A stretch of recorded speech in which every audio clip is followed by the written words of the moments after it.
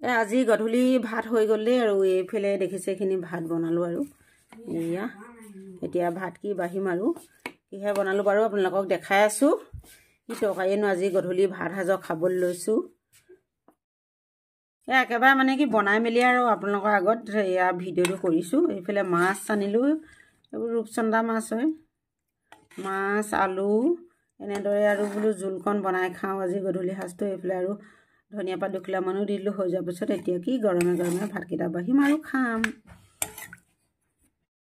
যিসকলে মোৰ চেনেলটো ছাবস্ক্ৰাইব কৰা নাই আৰু ফেচবুক পেজতো যাব, ফেচবুক পেজত আছে মনিকা চেতিয়া বুলি আৰু ইউটিউবত আছে আয়ুষ গগৈ বুলি চবে ফ'ল' কৰিব ফেচবুকত। আৰু এইফালে এতিয়া ভাতকেইটা বাঢ়িলোঁ। এইকেইটা বেটা ভাগৰ পৰা বেটা আৰু দুটাকক এতিয়া বাঢ়ি দিছোঁ খাবৰ কাৰণে।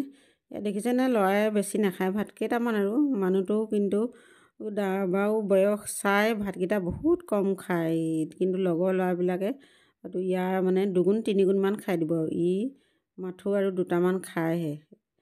অকণমান বাৰু এনেকুৱা মাছৰ জোল হ'লে খাই ভাল পায় বেছি।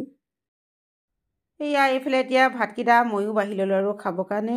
এইফালে আৰু নেমু এডোখৰ ল'লোঁ, জলকীয়া এটা লৈছোঁ। ঠাণ্ডা যিহেতু অকণমান জ্বলা খালে ভাল লাগিব, বেছি গাটো আৰু মানে গৰম গৰম লাগিব নহয় জানো। আৰু এতিয়া ভাতকেইটা খাই লওঁ, খাই বৈ উঠি আৰু ধুই পখালি উঠোঁ মানে বহুত সময় হ'ব আৰু উঠি মেলি আৰু ইটো সিটো কিবাকিবি কৰি তাৰপিছত লাহে ধীৰে হ'বগৈ পাৰিম আৰু আজিলৈ বাই বাই সকলোলৈকে আৰু গুড নাইট। ভিডিঅ'টো চোৱাৰ বাবে সকলোকে ধন্যবাদ থাকিল হা।